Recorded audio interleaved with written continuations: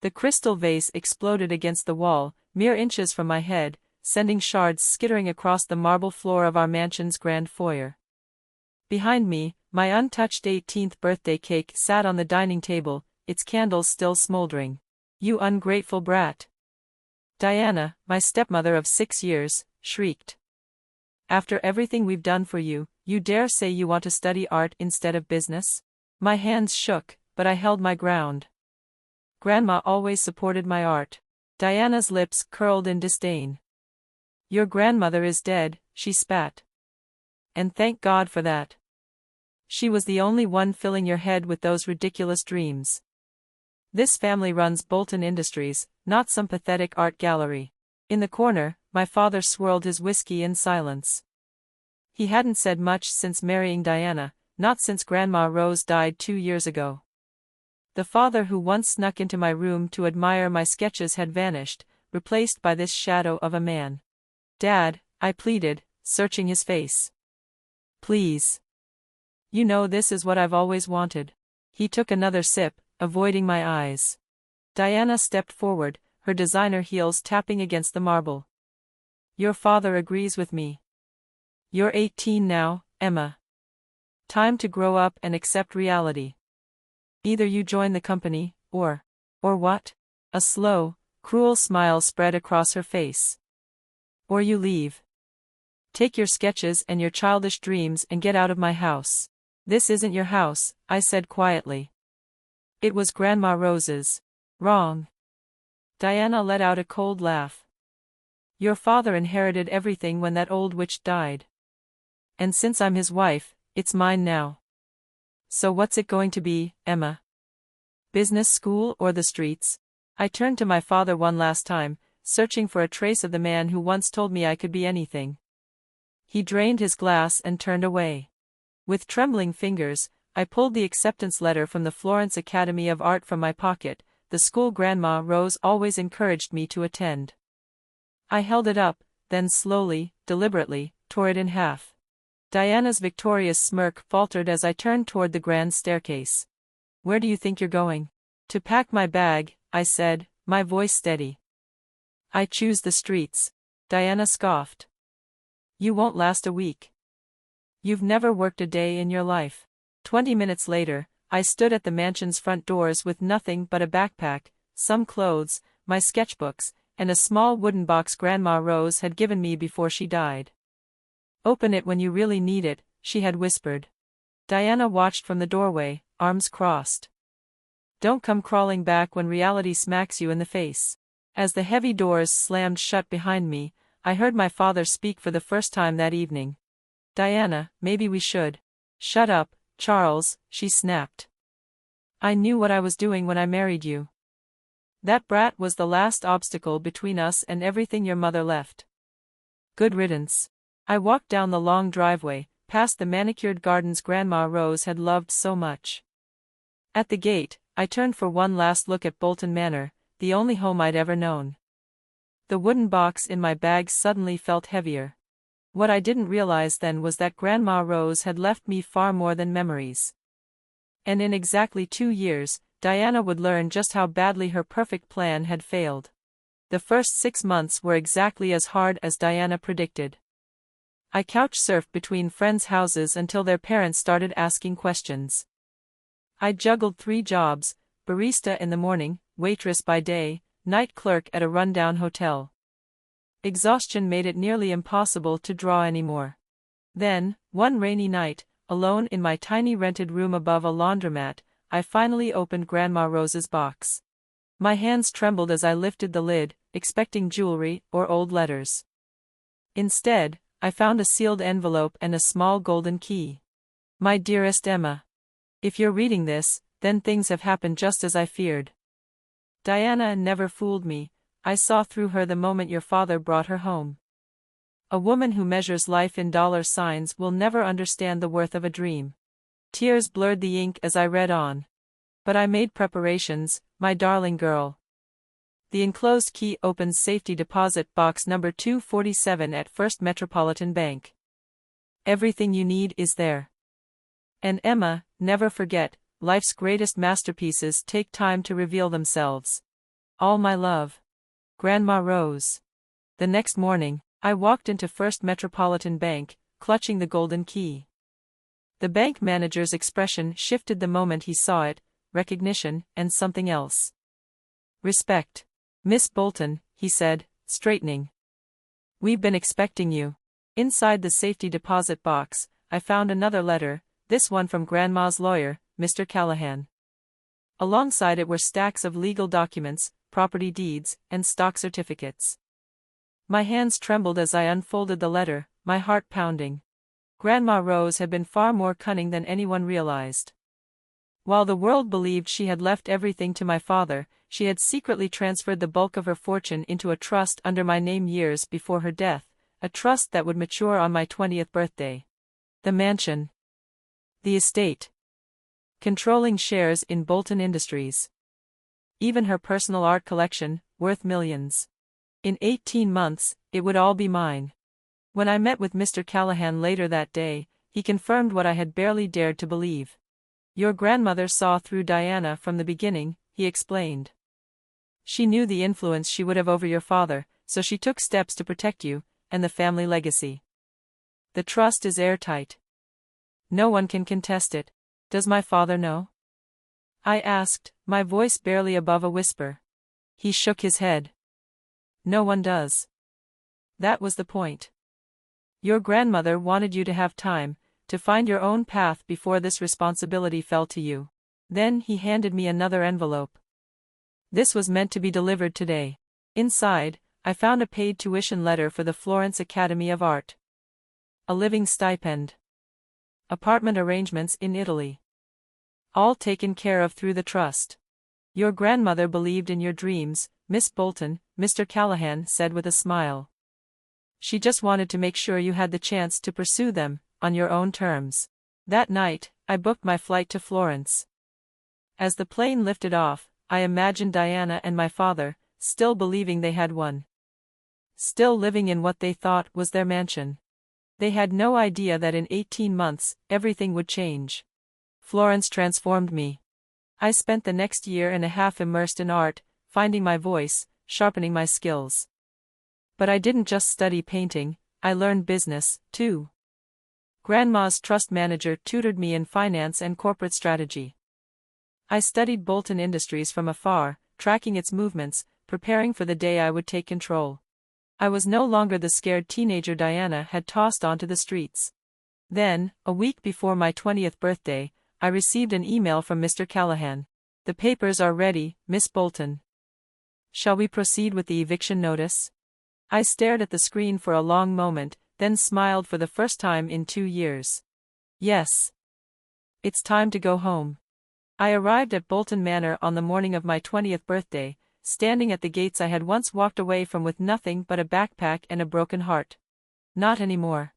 My hair was shorter now, my stance stronger. The charcoal on my fingers was from choice, not exhaustion. I wore a tailored black suit that spoke of quiet power, and beside me stood Mr. Callahan, briefcase in hand. The eviction notice was delivered yesterday, he said. They should be expecting someone, though not you. Right on cue, the mansion's grand doors burst open. Diana stormed out, her designer heels striking the marble steps like gunshots, a stack of papers clutched in her manicured hands. This is outrageous. Some trust can't just. She froze mid-sentence when she saw me. The color drained from her face. You.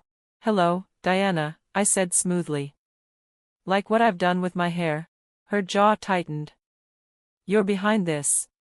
She waved the papers. This is a mistake. Charles inherited everything. Actually, Mr. Callahan stepped forward. Mrs. Bolton, you only thought that. The majority of the estate was placed in a trust for Emma years ago. That trust matured today. Charles. Diana shrieked, spinning toward the house. Charles, get out here. A moment later, my father appeared in the doorway. He looked older than I remembered, the weight of years pressing down on him. When his gaze met mine, he stopped in his tracks. Emma. His voice cracked. He staggered down the steps, staring as though seeing a ghost. You look just like your grandmother. Diana's eyes flashed with rage. Shut up about that old witch. She turned back to me. We'll fight this. We'll get lawyers, we'll. You won't, I interrupted, my voice as sharp as the broken vase she had once hurled at me. I stepped forward, holding my own stack of papers. The mansion. The estate. Controlling shares in Bolton Industries, Grandma left them to me. And my first act as majority shareholder was to audit the company books. I tilted my head, watching her carefully. Interesting reading. Especially the part about personal expenses being charged to corporate accounts. Diana paled. My father staggered back. The board was very interested in those findings, I continued, savoring the moment. Embezzlement is a serious crime, Diana. You can't do this, she whispered, her voice trembling. I arched a brow. I already have. You can't just throw us out, she hissed. We're family. I laughed softly. Family? I echoed. No, Diana. Family doesn't throw their own onto the streets. Family doesn't stand by while their child is cast out like garbage. My gaze turned to my father. Family doesn't choose silence over love. Diana opened her mouth to retort, but Mr. Callahan cut in smoothly. You have until tomorrow to vacate the premises. Company security will arrive at 9 a.m. to ensure compliance. He adjusted his cufflinks. Only your personal belongings may be taken. The art collection stays. Diana looked like she might faint. My father, he simply looked broken. For a moment, I almost felt sorry for him. Almost. I turned to him one last time, giving him a chance to say something, anything. But just like 2 years ago, he stayed silent. I nodded once, as if that answered everything. Then, without another word, I turned and walked up the steps of my grandmother's house. This time, I wasn't leaving. This time, I was home. I turned to my father, who hadn't said a word throughout the confrontation. Dad, do you have anything to say? He looked at me, then at Diana, and back to me. For a fleeting moment, I saw a glimmer of the father I once knew. But then, just like 2 years ago, he turned away, retreating into silence. That's what I thought. I nodded to Mr. Callahan. Make sure they only take what's truly theirs. Turning back to Diana, I added, oh, and one more thing. A cold smile crept across my face. The crystal vase you threw at me, the one that almost hit my head, I expect to find that replaced. As I walked back to my car, Diana's furious screams echoed across the estate, but they no longer frightened me. I had one more stop to make. Grandma Rose's grave.